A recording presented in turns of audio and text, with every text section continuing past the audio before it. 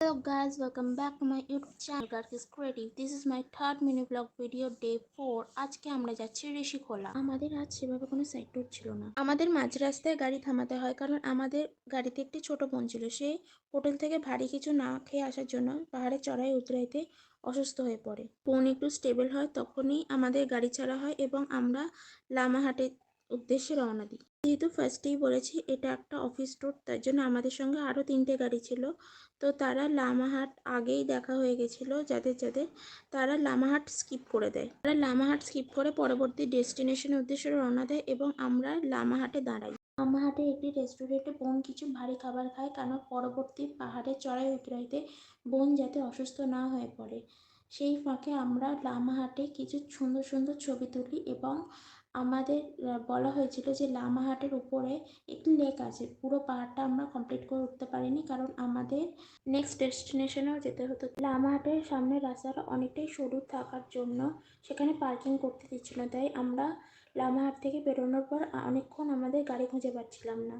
জায়গাটা এতটাই সুন্দর করে সাজানো যে লামাহাটের এই সৌন্দর্যতা দেখে বৃষ্টির জন্য আমরা যে কয়েকটা স্পট দেখতে পাইনি তারও দুঃখ ভুলে গেছিলাম। হাটের পরবর্তী স্পট ছিল একটা মঙ্ক। সেই মঙ্কটাকে আমরা স্কিপ করি যেহেতু আমরা 6 বছর আগে সিকিম ট্যুর থেকে ফেরার সময় ওই মঙ্কটা দেখে নিয়েছিলাম। যারা লামাহাট স্কিপ করেছিল তারা যেহেতু মঙ্কটাকে দেখেনি তাই তারা দেখতে গেছিল।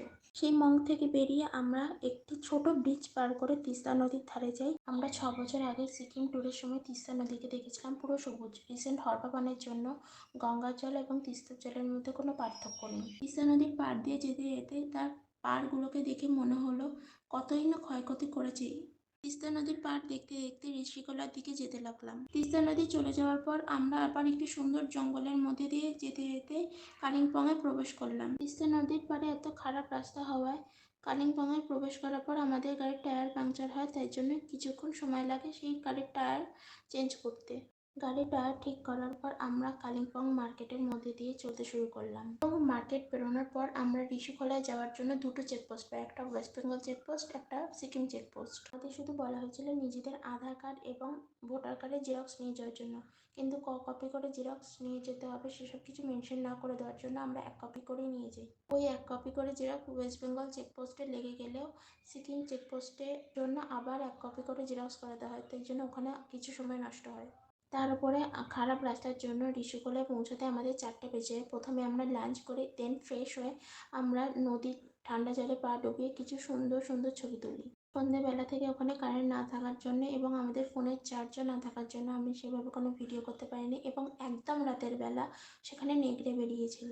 আমি শেষ করলাম। ভালো লাগলে লাইক, শেয়ার, সাবস্ক্রাইব এবং ইনস্টাগ্রাম থেকে দেখে থাকলে ফলো এবং কমেন্ট অবশ্যই করে দেবেন। ভালো থাকবেন, সুস্থ থাকবেন।